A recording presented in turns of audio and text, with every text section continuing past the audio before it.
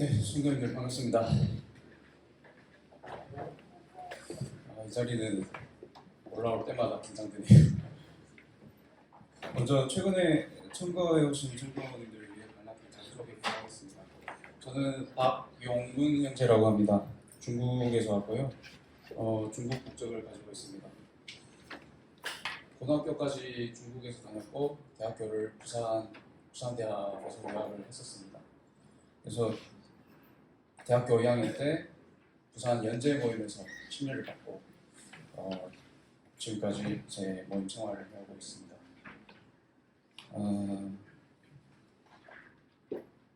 제가 다른 건 잘 몰라도 중국어는 좀 아니까 궁금해하시면 언제든지 물어보셔도 좋습니다. 다만 한자는 제가 중국에는 간체로만 배워서 번체는 저기 뒤에 앉아 계신 김규영 님께서 더 잘 아실 것 같습니다. 네, 본론으로 들어가겠습니다. 얼마 전 주일 예배 말씀 시간 때 전석희 형제님께서 SWOT 분석이라는 마케팅에서 자주 사용되는 분석 도구로 저희 잠실교회의 강점, 약점, 기회 요인, 위협 요인 등을 분석하신 적이 있습니다.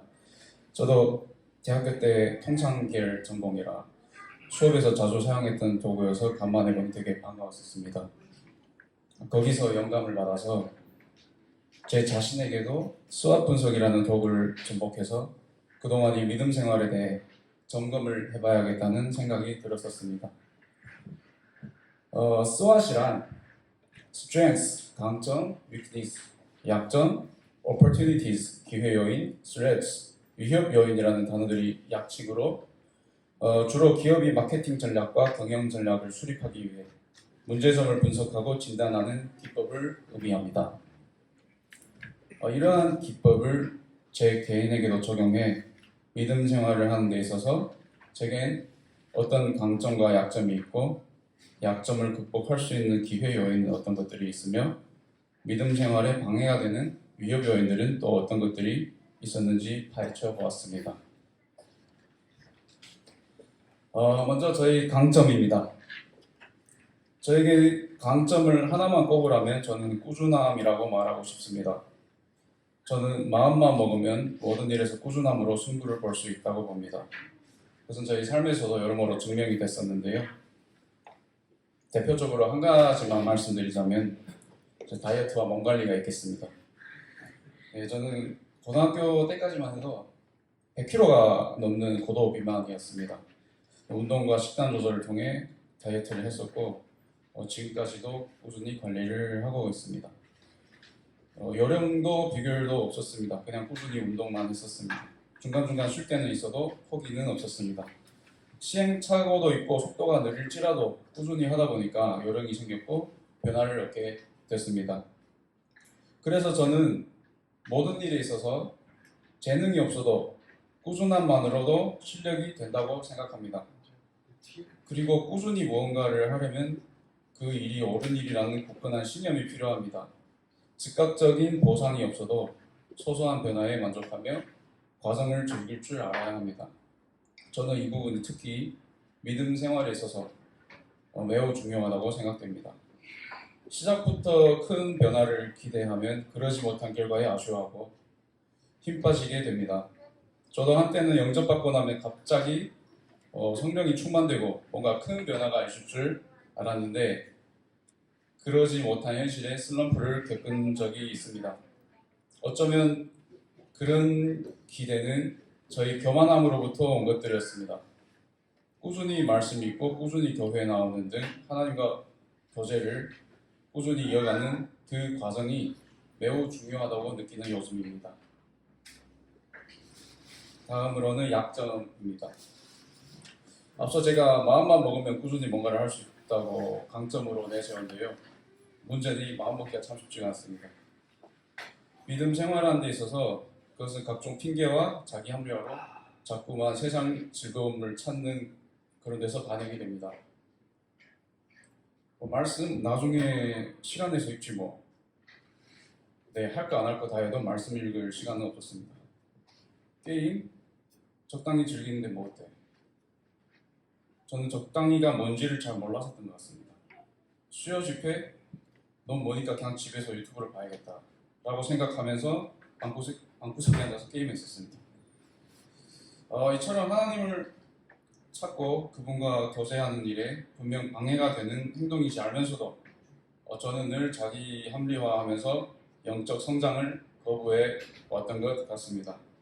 올바르지 않은 자기 합리화는 교만함임을 깨닫습니다. 그래서 저희 가장 큰 약점은 교만함이라고 생각합니다. 다음은 기회의 요인입니다. 히브리서 12장 말씀 제가 읽어드리겠습니다. 주께서 그 사랑하시는 자를 징계하시고 그의 받으시는 아들마다 채찍질 하심이니라 하셨으니 너희가 참음은 징계를 받기 위함이라. 하나님이 아들과 같이 너희를 대우하시나니 어찌 아비가 징계하지 않는 아들이 있으리요.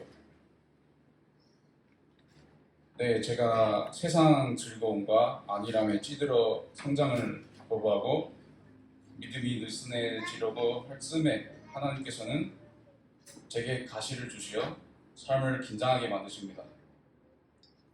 하던 일이 갑자기 잘 안되거나 제 능력 범위를 벗어나는 어려움을 주신다거나 간혹 아픔도 주십니다.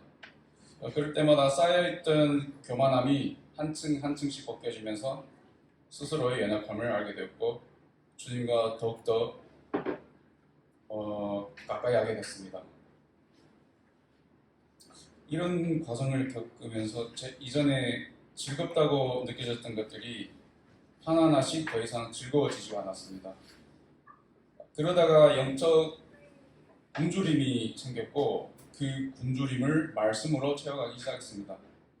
하나님께서는 이와 같은 방식으로 저를 가르치시고 영적으로 성장시켜 주십니다. 그래서 저는 하나님이 채찍질을 저희 믿음 생활에 있어서의 기회의 요인으로 꼽겠습니다. 수학 분석이 마지막으로 위협 요인입니다. 제가 올해 한국 나이 32살인데요.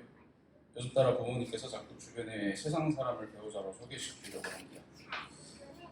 저희 아버지는 아직 무교이시고요. 저희 어머니는 일반 장로 모임을 한참 다니셨었는데 그마저도 지금은 안 다닌 지 꽤 됐습니다. 두 분께서는 제가 꼭 모임 안에서 만나야 한다는 이유를 잘 이해 못하시고 저를 잘 못 믿어와줘요. 그럴 때마다 저는 꼭 교회 모임 안에서 하나님이 예비하신 자매를 만날 거라고 주장을 합니다. 그렇지만 그 과정에서 서로 기분 충돌과 마찰이 있게 되고 또 들려오는 그 한숨 소리에 굳건했던 생각도 잠깐 흔들릴 때가 있었습니다. 이와 같이 때로는 그리스도인 입장에서는 당연한 것들인데 저희 부모님 입장에서는 잘 이해가 안 가는 것들이 있어서 좀 힘들 때가 있었습니다. 그나마 다행인 것은 저희 부모님께서는 저희 신앙을 존중하는 편입니다. 그래서 저는 현재 부모님을 교회로 모시고 오는데 더 기도를 하고 있습니다. 농담 삼아 제가 장가가면 두 분께서 손잡고 교회에 나오시겠다고 하시는데 언젠가는 저희 부모님도 영접받고 감사함으로 교회로 나와서 주님께 영광되는 날이 있기를 기도하며 성도님들께서도 개인적으로 기도해 주시면 감사하겠습니다. 이렇게 해서 수학 분석이라는 도구로 간단하게 저희 믿음 생활을 진단해 보았습니다. 이러한 분석을 통해 그동안 제가 얼마나 연약하면서도 교만한 사람이었는지 다시 한번 돌아보게 됐으며 또 앞으로 어떤 마음가짐을 가지고 성장하는 믿음 생활을 이어나갈지 생각해보는 시간이 되기도 했습니다.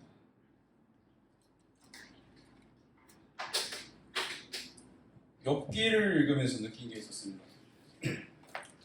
욥기 1장 1절 말씀 제가 읽어드리겠습니다. 우스 땅에 욥이라 이름하는 사람이 있었는데 그 사람은 순전하고 정직하여 하나님을 경외하며 악에서 떠난 자더라. 즉 욥은 고난받기 전부터 의인으로 묘사되어 있습니다. 그런 욥에게 하나님께서는 시험을 허락하십니다. 먼저는 그의 자녀들과 소유물을 잃게 합니다. 욥은 아들 7에 딸 3이 있었습니다. 자녀들이 그 맏형이 집에서 먹고 마실 때 갑자기 집이 무너져서 전부 다 깔려 죽습니다. 욥에게는 또 양 7,000마리, 낙타 3,000마리, 소 500결이, 나귀 500마리, 종들도 많았습니다. 스바 사람이 와서 그 소와 나귀를 빼앗았고 하나님이 불이 하늘에서 내려와서 양을 살라버렸으며 갈대아 사람들이 와서 낙타를 빼앗았고 이 모든 과정에서 욥의 종들도 덩달아서 대부분 죽었습니다. 이 일이 하루 안에 발생한 일입니다. 그것도 모자라서 하나님은 욥이 뼈와 살도 치십니다. 그의 발바닥에서 정수리까지 악창이 나게 합니다. 이때까지만 해도 욥은 하나님을 원망하지 않았습니다. 그러다 욥이 새 친구가 등장하는데 위로한답시고 욥을 정죄하려고만 했습니다. 그들이 가지고 있는 상식으로는 의인이 시험과 고난을 당하는 것이 말이 안 되는 것이었습니다. 끝내는 욥도 자기 변론하는 과정에서 자기 의를 하나님의 의보다 높게 내세우는 죄를 범하게 됩니다. 여기까지 읽으면서 저는 욥이 입장이 되어서 공감을 해봤습니다. 똑같이 저 상황이 납득이 안 갔을 거고 저 친구들이 미웠을 거고 하나님을 미워했을 것 같았습니다. 그러자 뒷부분에서 욥이 하나님을 경험하게 되면서 이렇게 고백을 합니다. 무시한 말로 이치를 가리는 자가 누구이니까 내가 스스로 깨달을 수 없는 일을 말하였고 스스로 알 수 없고 헤아리기 어려운 일을 말하였나이다. 내가 말하겠사오니 주여 들으시고 내게 주께 묻겠사오니 주여 내게 알게 하옵소서. 내가 주께 대하여 귀로 듣기만 하였사더니 이제는 눈으로 주를 배웠나이다. 그러므로 내가 스스로 한하고 티끌과 재 가운데서 회개하나이다. 욥은 스스로 알지 못했던 자신의 흠을 하나님을 통해서 발견했고 이를 회개하겠다고 고백합니다. 여기서부터 알 수 있었던 것은 하나님께서는 경건한 자에게도 고난과 시련을 주신다는 것과 그 속에는 성장을 위한 가르침이 있다는 것입니다. 예레미야 29장 11절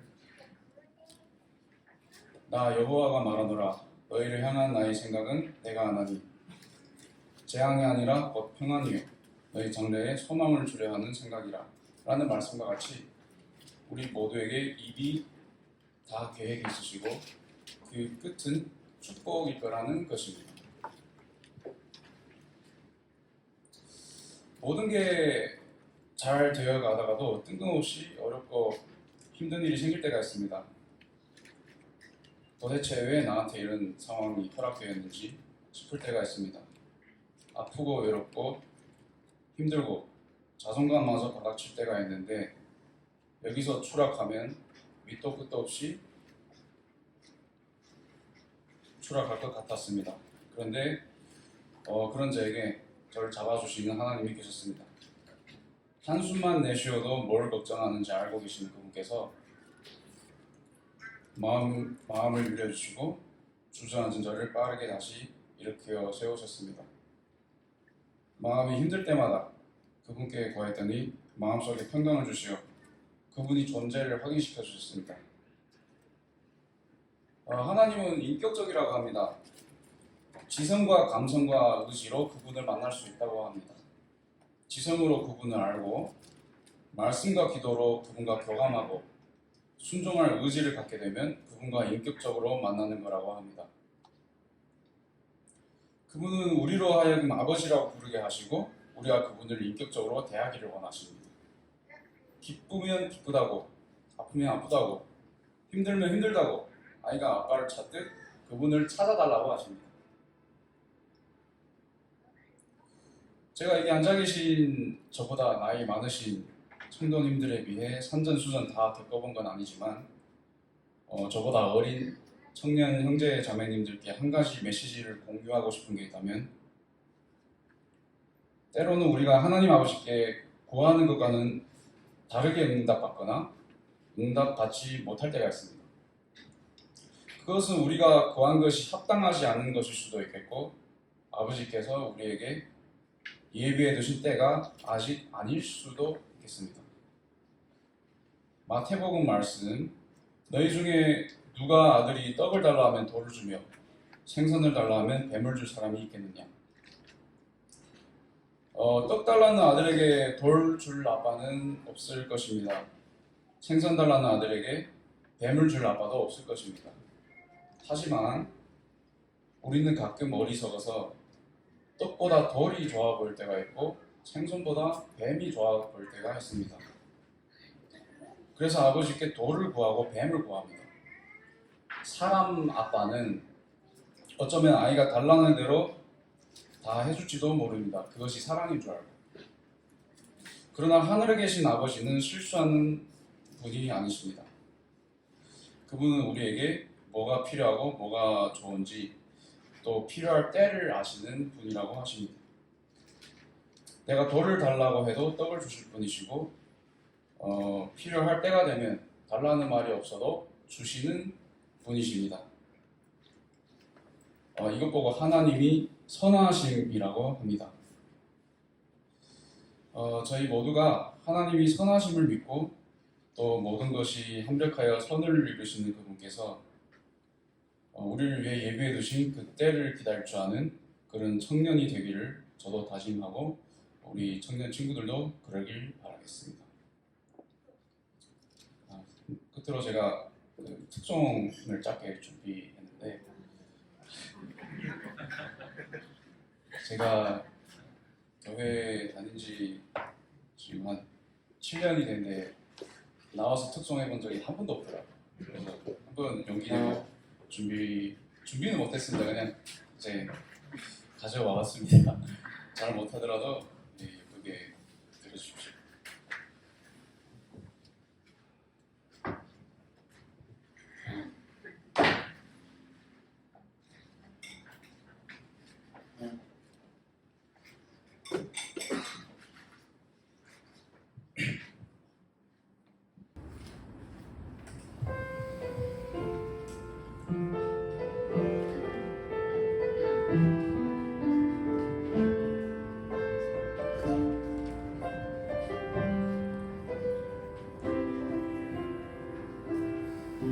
날이 저물어 갈 때 빈들에서 걸을 때 그때가 하나님의 때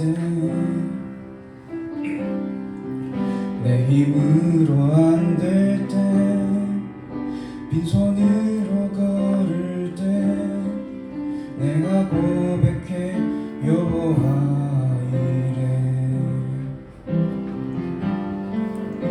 우리 모인 이곳에 주님 함께 계시네 누리네 아버지 은혜 적은 떡과 물고기 내 모든 걸 드릴 때 모두 고백해 여호와 이래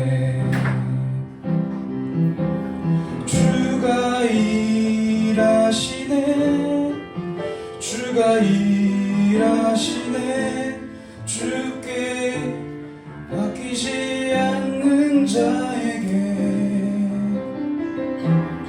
주가 일하시네 주가 일하시네 신뢰하며 걷는 자에게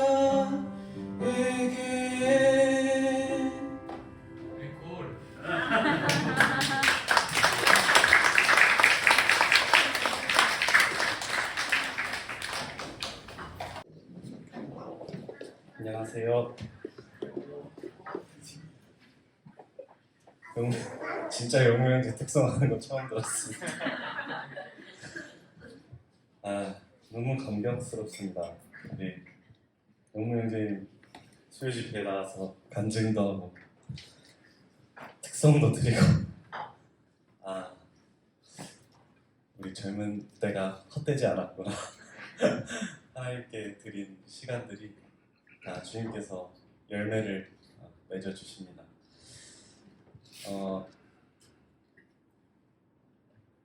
네, 오늘 그 이주수 형제님, 전용미 형제님, 또 심연자매님, 그리고 박세원 형제님, 저 주찬 형제님 같이 수양의 답사에 다녀왔습니다.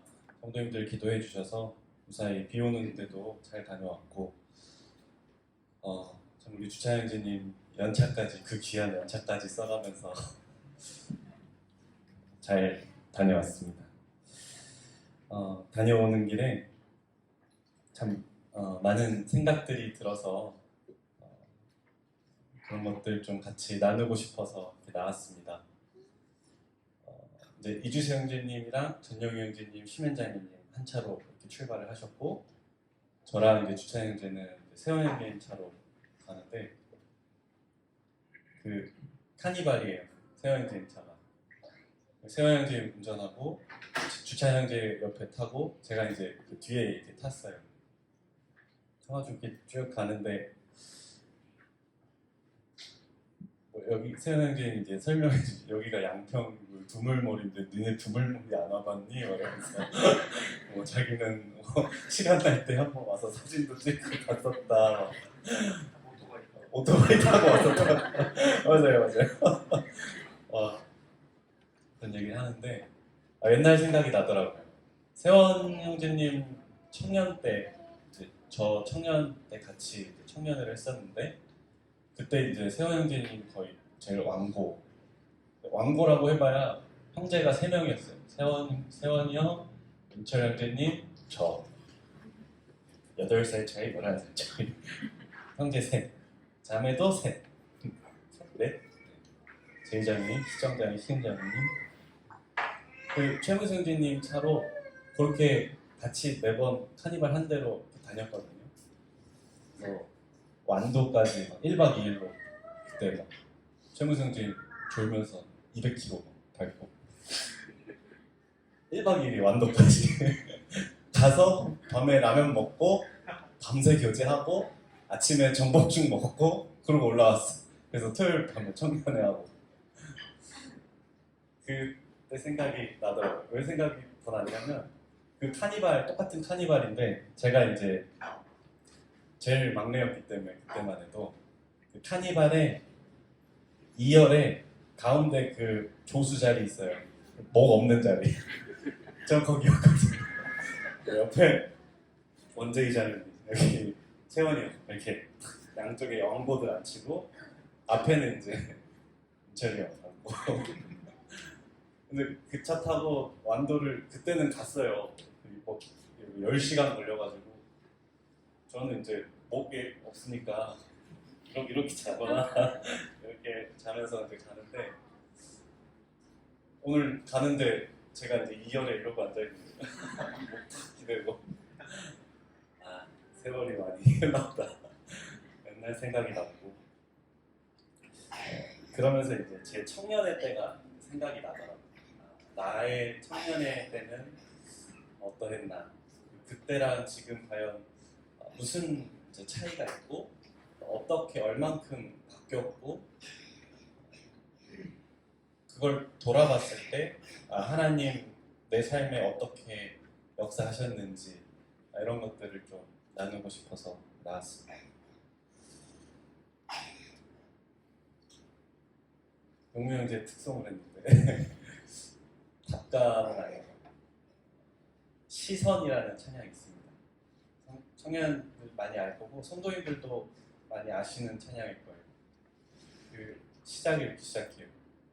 내게로부터 눈을 들어 주를 보기 시작할 때 주의 의를 보겠네 해서 후렴구에 가서 모든 시선을 주님께 드리고 전능하신 하나님을 느낄 때 내 삶은 주의 역사가 되고 하나님이 일하기 시작하네 라는 후렴이 있거든요. 오늘 차 타고 쭉 가면서 옆에 자연 풍경을 쭉 보면서 저의 이제 청년의 시기부터 지금까지가 이렇게 쭉 파노라마처럼 이렇게 스쳐가더라고요.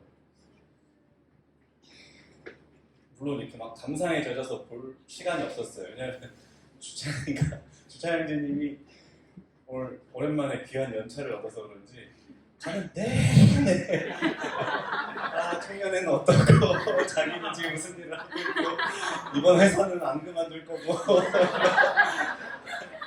너무 좋았는데 세원이 형님도 가만히 가고 있고 저도 뒤에서 듣고 있고 너무 재밌었는데 그래서 더 청년회 때가 생각이 났나 봐요. 그 주일 말씀에 형제님 하신 말씀 중에 그 짐 엘리엇 그 말을 인용을 하셨잖아요. 영원한 것을 얻기 위해 영원하지 않는 것을 버리는 사람은 결코 어리석은 자가 아니다. 정말 그 말대로 우리가 정말 영원한 것을 얻기 위해서 어떤 것들을 버려가면서까지 내가 이걸 향해 가고 있는지를 한번 생각해보는 시간이 됐으면 좋겠습니다. 네, 창세기 12장입니다.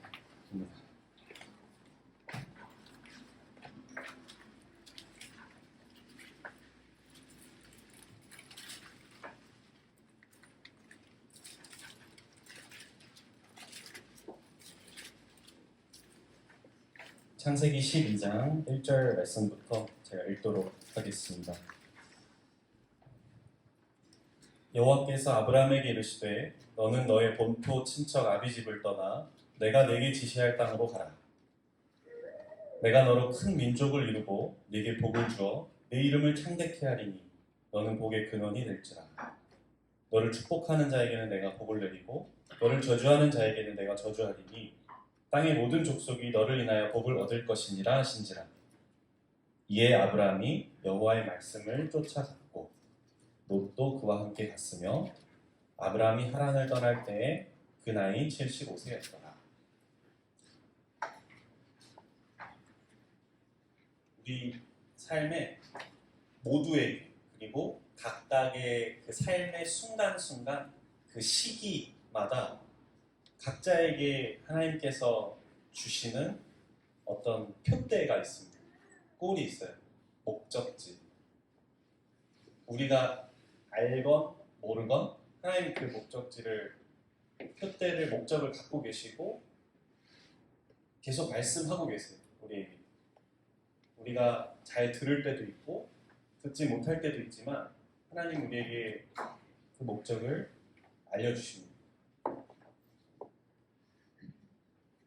어떤 목표가 있으면 나아가야 돼요. 방향이 있고 가야 되는 곳이 있고 앞으로 가게 되죠.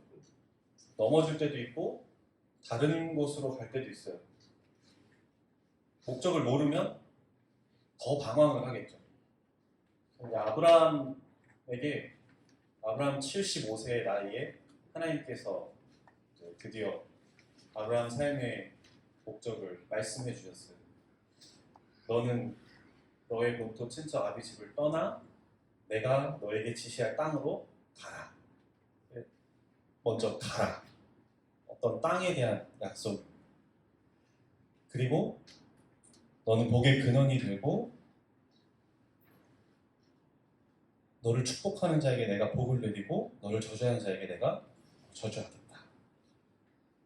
그래서 아브라함이 여기 보시면 그 말씀을 따라갔다고 나옵니다. 하나님 눈에 안 보여요. 하나님은 우리 유한한 사람의 눈으로는 결코 볼 수도 없고 하나님을 그렇게 보고자 했던 그 구약의 수많은 하나님을 따랐던 사람들, 선지자들 그들조차도 하나님을 정면으로 직접 본 사람이 없습니다.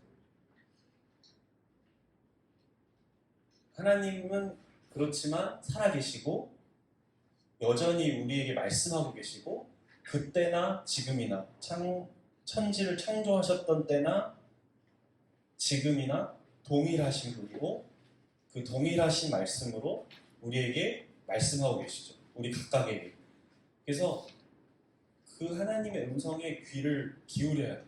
그리스도인들, 하나님의 자녀들은 하성이, 하은이, 하연이가 셋이 야 하고 다 딴 데로 가요. 가지마 하성아 하면은 하성이가 봐야 되는데 하은이랑 하연이가 막 봐요. 하성이 저를 막 가요. 목적이 있으면 우리 하성이는 귀를 닫습니다. 저기 가야 되니까. 하은이, 하연이도 목적이 있으면 하연이는 할아버지가 최우선 목적이에요. 그러면은 아버지지 이러면서 가면은 옆에서 뭐라 해도 안 들려요.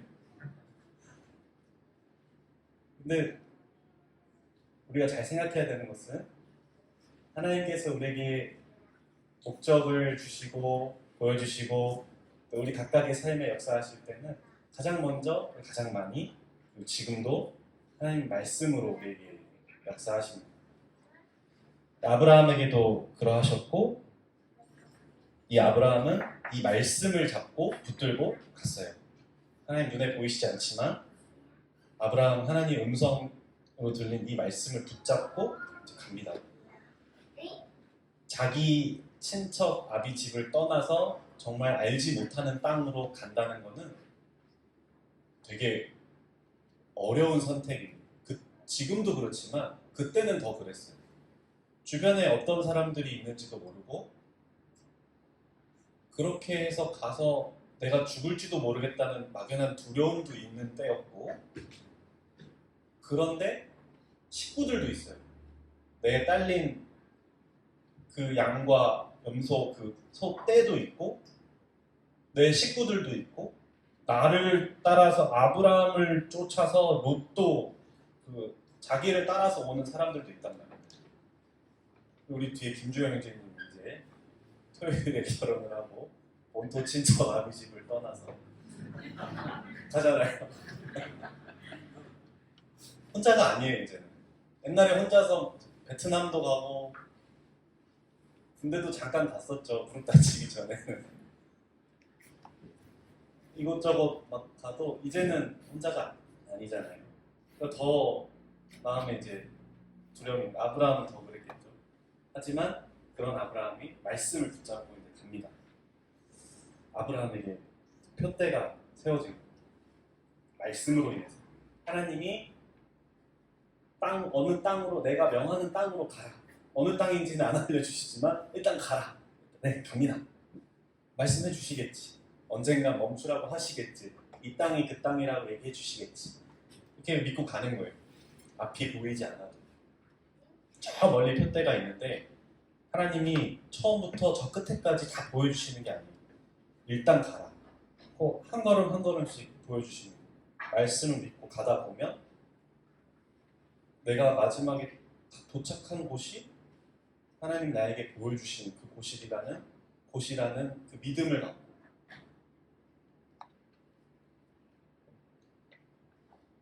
그리고 그 창세기 뒤편에 보면 이제 아브라함 100살이 됐을 때 아브라함 99살이 됐을 때 하나님 아브라함에게 찾아오시죠. 너 100살 될 때 내년에 네가 아들을 낳으리라. 그 아들의 이름을 이삭이라.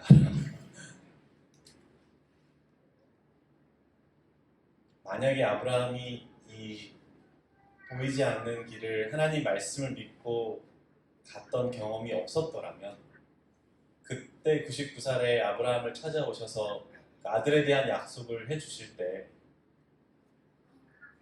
사라는 비록 피식 웃었지만 아브라함은 그 말을 마음에 이제 담았었는데 그걸 과연 담을 수 있었을까? 그래서 히브리서 11장에 보면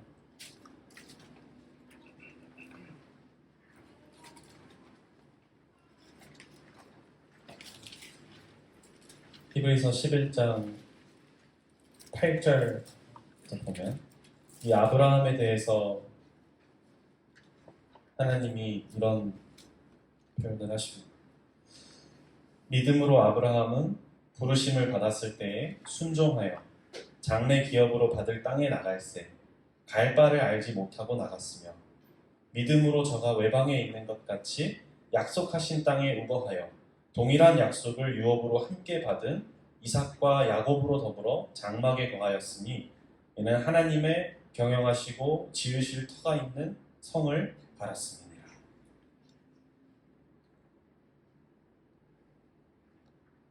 그리고 그 밑에 17절에 보면 아브라함은 시험을 받을 때에 믿음으로 이삭을 드렸으니 저는 약속을 받은 자로 돼 그 독생자를 드렸느니라. 아브라함이라고 왜 그 약속의 땅에만 머물렀겠습니까? 그렇지 않았어요. 아브라함도 그 땅에 기근이 들고 했을 때 눈을 돌렸죠. 애굽으로 갔고 그랬기 때문에 또 그 아내 사라에 대한 그 여러 가지 시험들 그 가운데서 또 아브라함이 넘어진 시간들도 있었고 그랬지만 다시 말씀을 붙잡고 다시 올라왔죠. 그 약속의 땅으로 하나님이 말씀하시는 그 땅으로. 근데 여기 보면 이렇게 나와요. 히브리서에 갈 바를 알지 못하고 나아갔다. 하나님 그 아브라함에게 역사하신 하나님 동일하신 하나님입니다. 우리 삶 가운데 역사한 하나님도 그때와 지금이나 동일하신 분이고 물론 각자마다 다 조금씩 하나님이 역사하시는 방법과 상황과 이런 것들이 다 다르겠지만 동일하신 하나님. 제가 예전에 26살 때 제주도를 갔어요. 여행을 간 건 아니고 4년 정도 제주도에서 학업을 하러 갔습니다. 가기 전에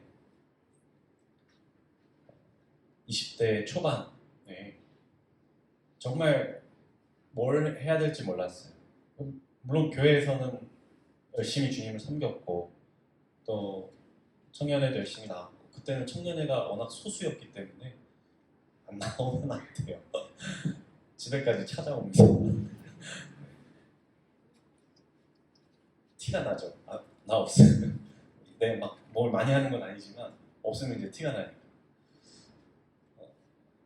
근데 이제 청년들 다 아시겠지만 대학교 가서 전공을 이제 하다 보면 내가 이걸로 뭘 해먹고 살지? 나는 이 길로 가는 게 맞는가? 나는 앞으로 어떤 비전을 갖고 주님 앞에 살아가야 되지? 이런 생각들을 고등학교 때 하면 좋은데 우리 시대 청년들은 어쨌든 수능을 보고 점수를 맞춰서 일단은 가고 거기서 이제 대학교 가서야 이제 공부를 하면서 또는 취직 준비를 하면서 그런 게 생각이 나잖아요. 나는 뭘 해야 되나? 어떤 길을 가야 되나? 그래서 자기 전공이랑 다 다른 것들을 많이 선택도 하고 그러면서 오는 힘듦도 있고 그게 또 이제 그리스도인이라면 이게 주님 보여주신 길이 맞는지 아닌지 헷갈리고 어렵고 누구한테 상담하기도 힘들고 제가 그랬어요. 제가 고등학교 때까지 의대를 가고 싶었거든요. 그냥 이제 막연하게 성적도 나쁘지 않았고 근데 주님 막으셨어요. 수능에서. 근데 더 재수를 할까 말까 고민을 했는데 재수한다고 해서 더 잘 볼 것 같지는 않더라고요. 그리고 어쨌든 이 길이 아니기 때문에 주님 막으셨겠지 이런 생각도 들었고 그래서 일단 점수에 맞춰서 갔죠. 가서 이제 저의 그 생각과 꿈과는 다르게 다른 전공을 제가 수학을 전공을 했는데 하다 보니까 너무 안 맞는 거예요. 뭘 해야 될지 모르겠고 내가 고등학교 때 알던 수학은 수학이 아니었구나 라는 걸 깨닫는데 1년이 걸렸고 얘네들은 다 영재들이구나 라는 내 동기들을 파악하는데 또 1년이 걸리고 그러던 와중에 어떻게 해야 할까요?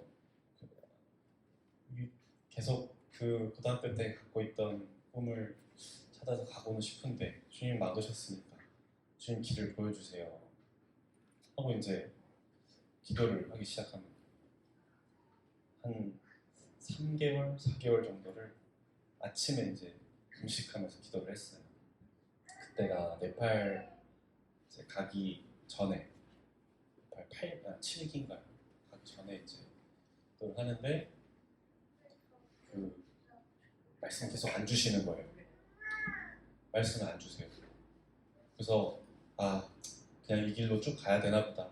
뭐 남들처럼 그냥 똑같이 여기 수학 전공해서 군대도 중간에 가고 또 친구들 하는 대로 그냥 이렇게 저렇게 그냥 해서 그냥 직장 생활을 해야 되나 보다.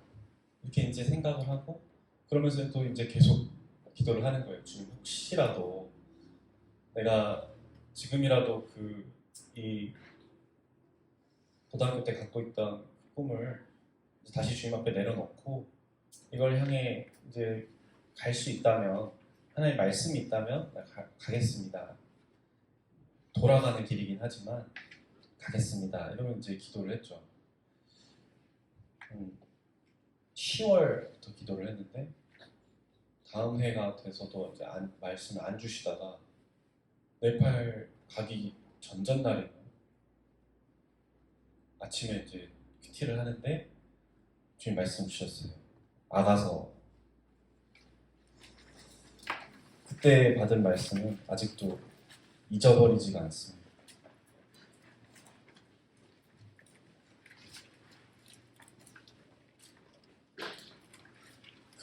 그런 말씀들이 있어요.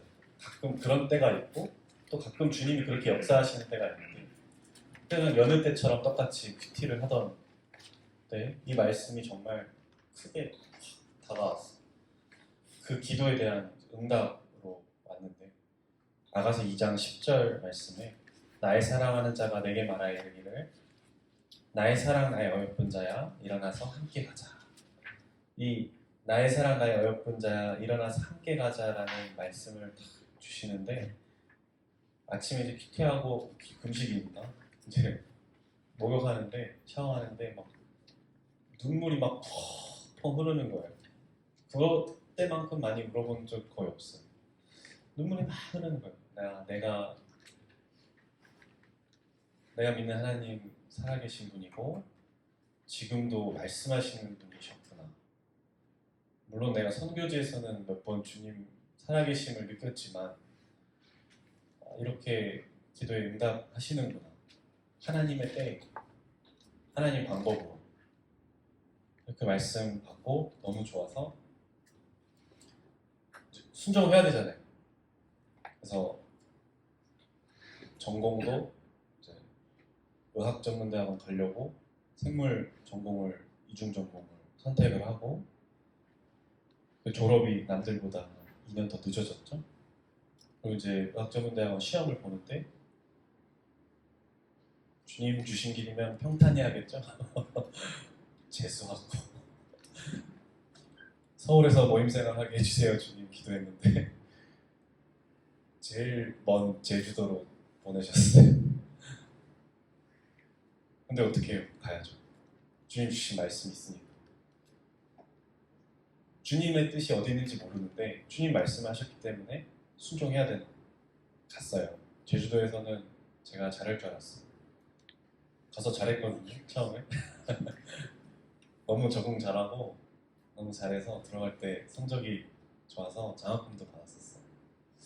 근데 아까 우리 차 타고 오면서 주차장제도 비슷한 말을 했는데 아무리 그 본인 혼자서 그 신앙이 막 좋을 때가 있어도 그리스도인들은 결코 혼자서 살 수가 없는 존재. 하나님 그래서 우리를 몸된 지체로 부르셨고 서로를 돌아보라고 하셨고 서로 돌아보고 사랑하고 그렇게 이렇게 서로 하나 되게 만들어 가신 데는 그만한 이유가 있더라고요.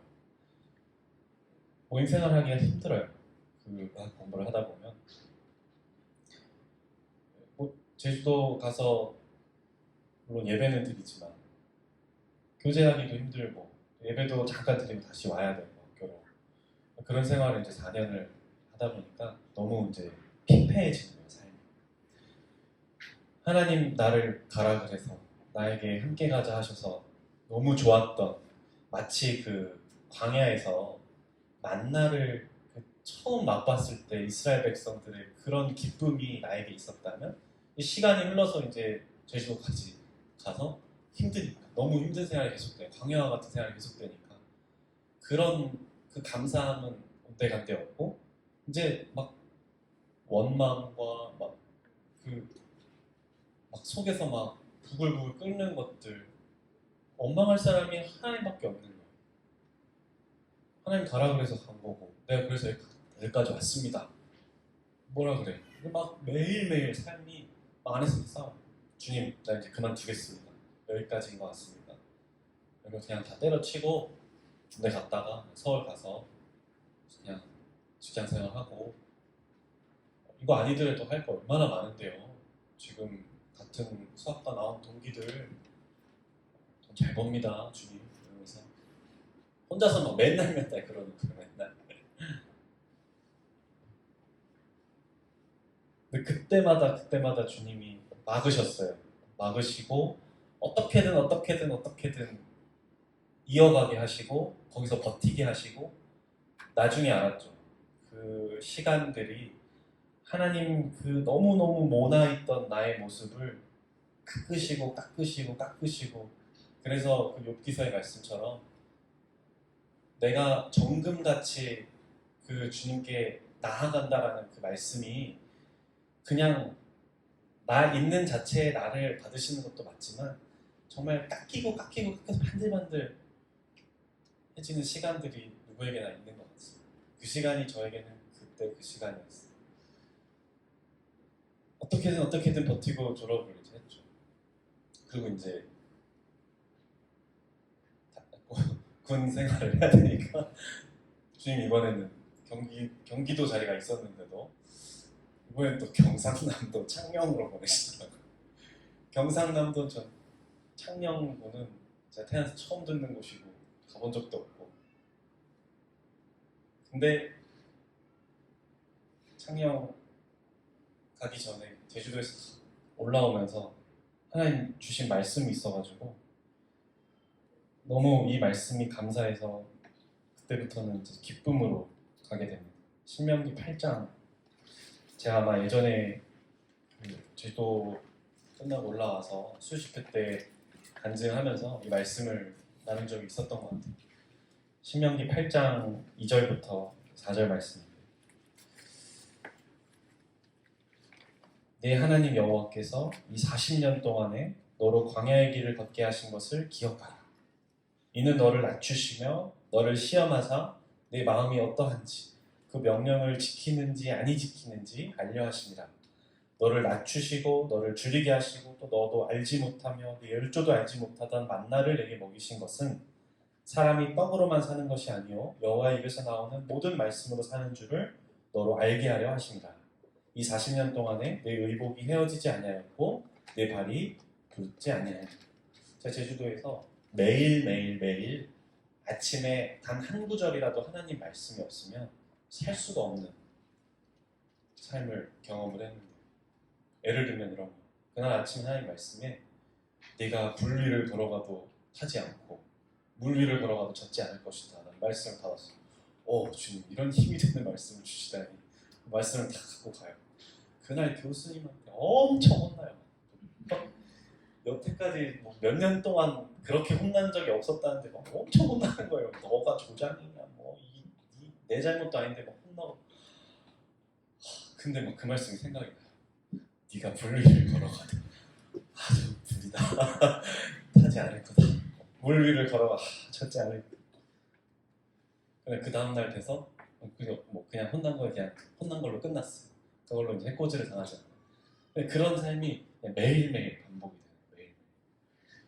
그러니까 하나님 말씀 없이는 하루하루를 살 수 없는 삶을 이제 경험을 하고 그렇게 막 낮아지고 깨지고 하는 삶을 경험을 하고 나서 하나님 살려주셔가지고 다시 이제 돌아왔을 때 이 말씀 딱 주신 거예요. 얼마나 감사가 되던지. 하나님이 나를 지켜주셨고 또 돌이켜 생각해보면 너무 힘들었지만 그 가운데 하나님 살아계셨고 늘 매일매일 나에게 공급해 주셨고 또 거의 요즘 멱살 잡고 이렇게 끌고 가신 거예요. 그 마음도 없던 애를 얼마나 감사.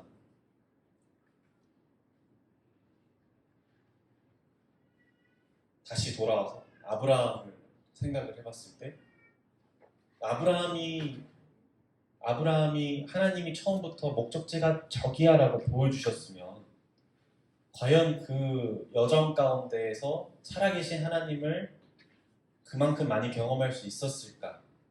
그리고 그 끝에 다다랐을 때 훗날 하나님이 이삭에 대한 약속을 주시고 또 그 이삭을 하나님께 번제로 드리라고 했을 때 과연 그 삶을 경험하지 않았던 아브라함이었다면 과연 그 선택을 할 수 있었을까? 물론 아브라함 할 수 있었겠지만 누구에게나 다 하나님께서 이러한 길을 허락하시는 데에는 그만한 이유가 있고 하나님은 실수하지 않으시는 분이고 하나님에게는 우연이 없다라는 거죠. 그리고 하나님은 지금도 살아계시고 나를 가장 좋은 길로 인도하시는 분이라는 거예요. 여호와는 나의 목자시니 내게 부족함이 없으리로다. 그가 나를 푸른 초장에 누이시며 쉴 만한 물가로 인도하시는도다. 내 영혼을 소생시키시고 자기 이름을 위하여 의의 길로 인도하시는도다. 내가 사망의 음침한 골짜기를 다닐지라도 해를 두려워하지 않을 것은 주께서 나와 함께 하시니라. 주의 지팡이와 막대기가 나를 안위하시나이다. 주께서 내 평생 주의 지팡이와 막대기가 나를 안위하시나이다. 내 원수의 목전에서 내게 상을 베푸시니 내 잔이 넘치나이다. 나의 평생에 주의 선하심과 인자하심이 정녕 나를 따르리니 내가 여호와의 집에 영원히 거하리로다. 그게 푸른 목장만 겪은 목자가 쓸 수 있는 시였을까? 그렇지 않다는 거죠. 골짜기도 지났었고 그 험한 길을 지났던 경험이 끝나고 나서야 비로소 여호와는 나의 목자시니 내게 부족함이 없다. 가장 좋은 길로 나에게 늘 이끄셨던 그 하나님을 보게 되고 찬양할 수 있다. 우리 삶에 누구에게나 이런 시간들이 있고 또 저는 지금 제 과거를 얘기를 했지만 앞으로 제 삶에 또 다른 어떤 표대를 향해서 제가 지금도 가고 있는지도 모르겠어요.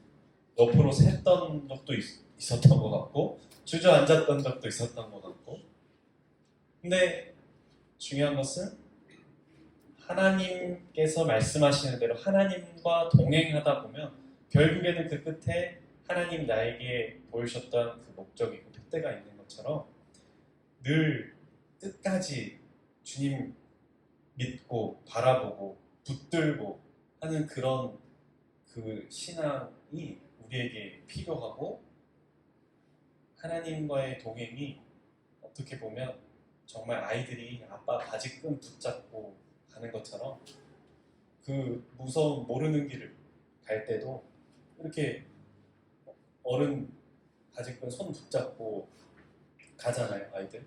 그런 동행인 것 같아요. 붙잡고 하나님과 같이. 한 가지 이제 마지막 말씀을 드리고 마치겠습니다. 우리가 그렇게 하나님과 동행하기 위해서 또 표대를 향해 가기 위해서 제 삶을 통해 봤을 때 무엇이 필요할까? 여러 가지가 있겠죠. 여러 가지 있어요. 같이 옆에서 교제해주고 함께해주는 성도님들 당연히 필요하고요. 정말 나에게 힘이 되어주고 붙들어주는 스승과 같은 존재들, 또 가족들 필요합니다. 오늘 집중해서 드리고 싶은 말씀은 이렇게 큰 유리병이 있어요. 유리병에 골프공 10개를 넣고요. 조약돌 20개를 넣고요. 다 들어갔어요. 나머지를 이제 모래에 다 채웠어요. 꽉 찼겠죠, 그죠? 이걸 이제 거꾸로 큰 통에 모래를 다 채워요. 조약돌이 들어갑니까? 안 들어가죠. 골프공이 들어가요? 안 들어가고.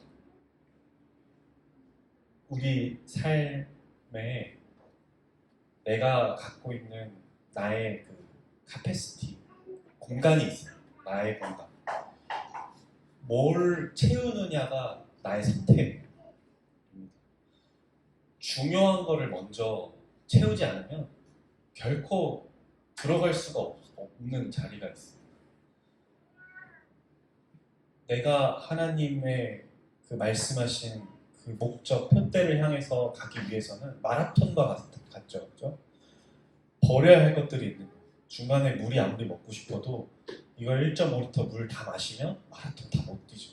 그래서 막 선수들이 물 마시는 게 아니라 입에 머물고 뱉어요. 중간에 멈춰서 쉬었다가 가고 싶어요. 근데 쉬면은 페이스가 끊어져서 끝까지 못 뛰어요. 쉬는 것도 포기했어요.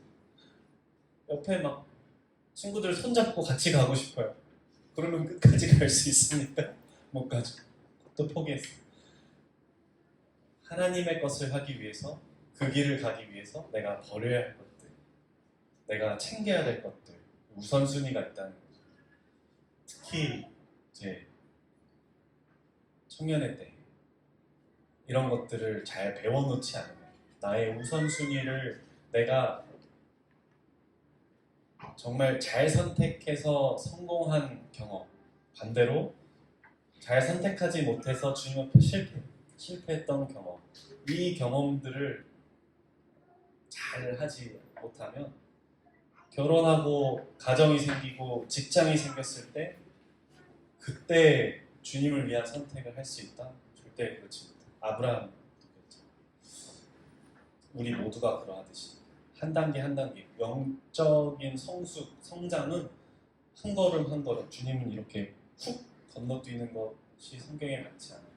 한 걸음 한 걸음 그 과정 중에서 살아계신 하나님을 만나고 경험하고 그것들이 쌓여서 주님을 볼 수 있는 나의 시야가 더 넓어지고 내 마음에 담을 수 있는 하나님의 것들이 더 많아지고 그 유리병에 내가 정말 중요한 그 볼품공들을 하나님의 것들을 먼저 채워넣는 경험을 어렸을 때부터 하지 않으면 결코 나이가 들어서도 그렇게 할 수가 없는 거예요. 그래서 처음에 불러들었던 그 찬양처럼 나에게서 눈을 들어서 내게로부터 눈을 들어 주의 하나님을 바라볼 때 주님의 일이 내 삶 가운데 일어나고 역사하고 왜냐하면 나에 집중되는 삶이 아니라 하나님께 집중되는 삶이 우선이 되기 때문에 그리고 그렇게 될 때 하나님께서 우리 삶을 통해서 영광을 받으시고 우리도 그 짐 엘리엇 선교사와 같이 영원한 것을 위하여 영원하지 않은 것을 버리는 자는 결코 어리석은 자가 아니다라는 고백을 살아낼 수 있는 것 같습니다. 네, 이상 말씀 마치겠습니다.